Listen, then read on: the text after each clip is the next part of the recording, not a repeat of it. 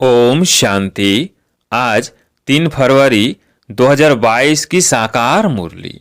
आज बाबा ने कहा, मीठे बच्चे सदा इसी रुहाब में रहो कि बाप हमको वापस ले जाने के लिए आए हैं। अब सबको वापस चलना है। प्रश्न, तुम बच्चे इस समय सबसे बड़े से बड़ा पुण्य कौन सा करते हो? उत्तर, अपना सब कुछ शिव बाबा के आगे समर्पण कर देना। यह बहुत बड़ा पुण्य। सरेंडर कर पूरा सीमत पर चलने से बहुत ऊंच पद मिल जाता है। दूसरा प्रश्न, कौन सी एक नई बात मनुष्यों की बुद्धि में बहुत मुश्किल बैठती है? उत्तर, शिव बाबा जो निराकार है उसने ब्रह्मा के तन में प्रवेश किया है। वही सबसे बड़े से बड़ी आसामी है। उनका ही ऊंचे तो ऊंचा पाठ है।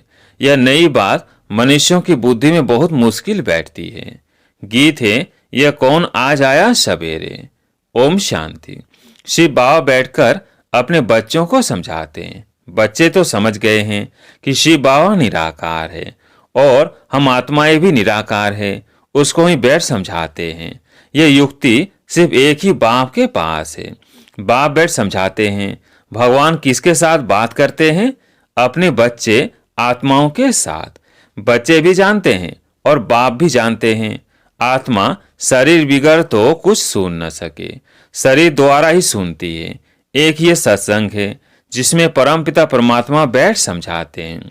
बाकी जो भी सभी आत्माएं हैं उन सब को अब साथ ले जाना है, क्योंकि ड्रामा का चक्र पूरा हुआ है। ये सारी भारतवासियों की ही बात है। बाबा आते हैं भारत में और भारतवासियों को ही कहते हैं, बच्चे तुमने सबसे जास्ती पाठ बजाया है। तुम इस सतयुग में सो देवी देवता थे, अब शूद्र बने हो।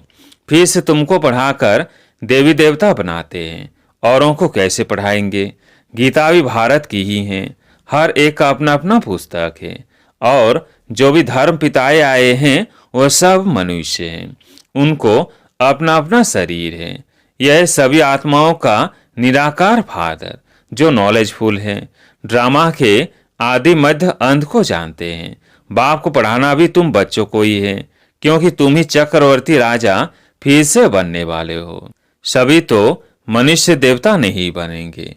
जो भी पहले देवी देवता धर्म वाले होंगे उन्हों का ही फिर सैंपलिंग लगेगा। जब देवी देवता धर्म की पूरी स्थापना हो जाएगी तो फिर और सब मठ पंथ विनाश को पाएंगे। सभी आत्माओं को बाप वापिस ले जाएंगे। बाप आते ही हैं पतित दुनिया में, आकर सबको वापस ले जाने। बच्चे जानते हैं जो सहज राजयोग हम कल पहले भी सीखे थे वो अब सीख रहे हैं। विनाश नजदीक आएगा तो सबकी आंख खुलेगी। अभी तो सिर्फ तुम ही निश्चय करते हो कि परमपिता परमात्मा की इस तन में प्रवेशता होती है। गाते भी है, गाइड अथवा लिबरेटर आएगा जो सबको दुख से लिबरेट कर ले जाएगा। यह जो ब्रह्मा है उसमें परमपिता परमात्मा ने प्रवेश किया है। यह कितनी बड़े से बड़ी आसामी हो गई।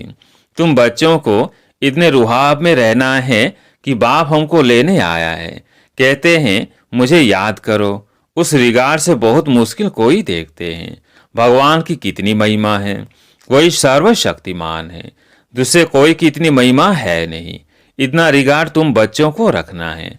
संगठन में तुम जब बैठते हो तो याद अच्छी रहती है। फिर इधर उधर जाते हो तो वो याद रहना मुश्किल है। घड़ी घड़ी अपने को देही अभिमानी समझो तब बाप को याद कर सकेंगे। ऐसे बाप के साथ बड़ा रिगार्ड चलना पड़े, परंतु बाबा साधारण होने कारण वो रिगार्ड नहीं रहता। समझते भी हैं कि बाबा कालों का काल है। यह शिव बाबा जिसको तुम बाप दादा कहते हो यह सबको साथ ले जाएगा। बाबा को ऊंचे तो ऊंचा पाठ मिला हुआ है जिसको सारी दुनिया याद करती है। आत्मा क्या चीज है यह कोई और बता ना सके। कहते हैं लिंग है, पूजा तो शिवलिंग की होती है। हम भी लिखते हैं ज्योतिर्लिंगम, परंतु वास्तव में इतना बड़ा है नहीं। यह तो स्टार मिसल है। इनमें ही सारा पाठ भरा हुआ है। यह भी किसकी बुद्धि में नहीं आएगा।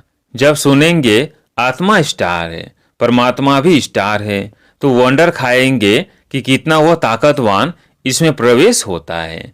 जो पूरे 84 जन्म लेते हैं उसमें बैठ सारी नॉलेज देते हैं कि तुम आत्मा हो, तुम्हारे 84 जन्म अब पूरे हुए हैं, अब मुझे याद करो तो विकर्म विनाश होंगे।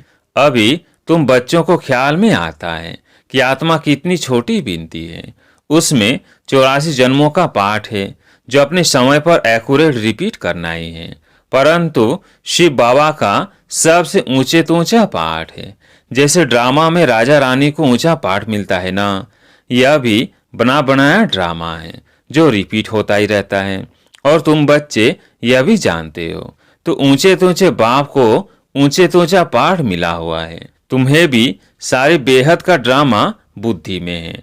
बाबा सुप्रीम सोल कैसे साधारण तन में प्रवेश करते हैं। शास्त्रों में तो अर्जुन का रथ घोड़ा गाड़ी बना दिया है। रथ का अर्थ कितना बड़ा है, यह है उनका रथ। परमपिता परमात्मा खुद कहते हैं, मैं इनमें प्रवेश कर तुमको सभी बातें समझाता हूँ। यह ज्ञान की बातें कोई शास्त्र आदि में नहीं है।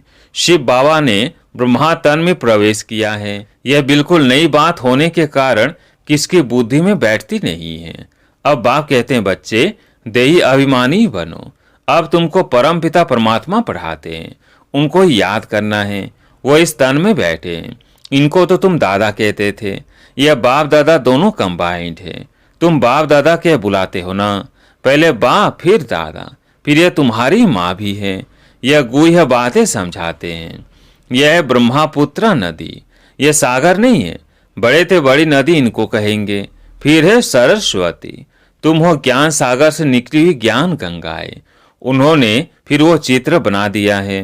ब्रह्मपुत्र कहाँ से निकली ये उन्हों को क्या पता। फिर सिंध सरस्वती का भी नाम है। कुछ न कुछ थोड़ा बहुत शास्त्रों में है। आत्मा ही पावन, आत्मा ही पतित बनती है। शरीर के लिए नहीं कहा जाता है, आत्मा के लिए कहते हैं।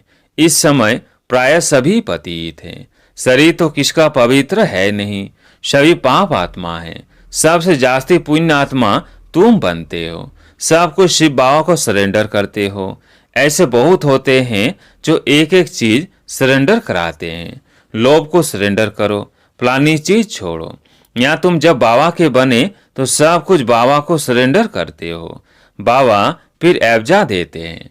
जो जितना सीमत पर चलते हैं, सरेंडर करते हैं, उतना उनको दर्जा मिलता है। मुख्य शिव बाबा को याद करना। शिव बाबा यहाँ आते हैं पढ़ाने। सारा दिन तो इसमें नहीं बैठ जाएगा, सेकंड की बात है। तुम याद करो और आ जाएगा। तुम समझते होंगे कि बाबा सदैव यहाँ हैं, परंतु यह खुद ही भूल जाते हैं। इस समय बाप खुद कहते हैं, मैं तो सबको लेने आया हूँ। विवेक भी कहता है कि विनाश तो जरूर होना है। अब तो बहुत मनुष्य हो गए हैं, विनाश की खूब तैयारियां हो रही है। यह भी तुम ही जानते हो। बाकी और भल कहते हैं विनाश होगा, परंतु उसके बाद क्या होगा यह नहीं जानते। तुम्हारे में भी नंबर वार जानते हैं कि बाबा आया है, राजधानी स्थापन हो रही है। हम भी बाबा के साथ सर्विस में मददगार है। कांटों को फूल बना रहे हैं। भक्ति मार्ग वाले तो बाप को जानते ही नहीं। अगर कहें कि शास्त्र पढ़ने से परमात्मा से मिलने का रास्ता मिलता है तो पहुंच जाने चाहिए, परंतु बाप कहते हैं वापिस कोई भी परमधाम गया ही नहीं है। कई समझते हैं नई दुनिया फिर नए सिर होगी। अनेक दुनिया में मत मतांतर है। बाप कहते हैं यह सब असत्य है। सत्य बोलने वाला एक ही बाप है। कहते हैं सत श्री अकाल मूरत। सभी आत्माएं अकाल मूरत है, तो सत श्री अकाल एक है। बाकी सब है असत अर्थात झूठ। सत्य ज्ञान की बातों के लिए कहा जाता है। ईश्वर के लिए जो ज्ञान देते हैं वह सब झूठ गॉडली नॉलेज एक गॉड ही आकर देते हैं। तुम बच्चों को याद रखना है कि यह ड्रामा पूरा होता है। अभी हमको वापस जाना है। जैसे नाटक की जब पिछाड़ी होती है तो एक्टर समझते हैं अब नाटक पूरा होगा, हम सब घर जाएंगे। हम सब एक्टर्स हैं, तो हमको भी नॉलेज का पता होना चाहिए कि अब बाकी थोड़ा समय है। बाबा आया है, हम सभी आत्माओं को ले ही जाएगा, परंतु कब ले जाएगा यह नहीं बताते हैं, क्योंकि ड्रामा है ना, अचानक ही सब कुछ होता रहेगा। जितना हो सके औरों को भी ये समझानी देनी है। वह इतना नहीं समझते कि यह राइट है, परंतु कहने वाला जरूर समझते हैं। तब तो कहते हैं ना, तुम बच्चों को समझाना है। हद के बाप से तो जन्म जन्मांतर बरसा लेते आए हो, अब बेहद के बाप से बरसा लो। तीर उन्हों को लगेगा जिन्होंने कल पहले लिया होगा। तुम बच्चे घड़ी घड़ी याद करो। तो अब हमको शांति धाम घर में जाना है। गवर्नमेंट के सर्वेंट 8 घंटे सर्विस करते हैं, तुमको भी 8 घंटे तक यह याद की यात्रा बढ़ानी है। अंत में तुम 8 घंटा इस सर्विस में रहेंगे, तभी पूरा वर्षा लेंगे। सब तो नहीं कर सकेंगे। भल कोई जोर से पुरुषार्थ करते हो, परंतु फिर थक जाते हैं। मंजिल बड़ी भारी है। तुम बच्चे जानते हो कि बाप को सभी आत्मा को ले जाना है। कभी कभी इस ब्रह्मा को भी ख्याल आता है कि बस अब तो सबको वापस ले जाना है। बाबा के संस्कार इनमें भरते रहते हैं, यही पुरुषार्थी है। अब खेल पूरा होता है, सबको वापस जाना है। अगर यह भी कोई याद करे तो इनको कहा जाता है मन मना भव। तुम बच्चे अब सम्मुख बैठे हो, सम्मुख सुनने से जैसे छप जाता है। घड़ी घड़ी याद करते रहो, अब वापस जाना है। तुम्हारा अब मरने का डर निकल गया। मरने से कब हिचकिचाना नहीं है। देही अभिमानी बनना है। देही अभिमानी सर्विस अच्छी कर सकेंगे।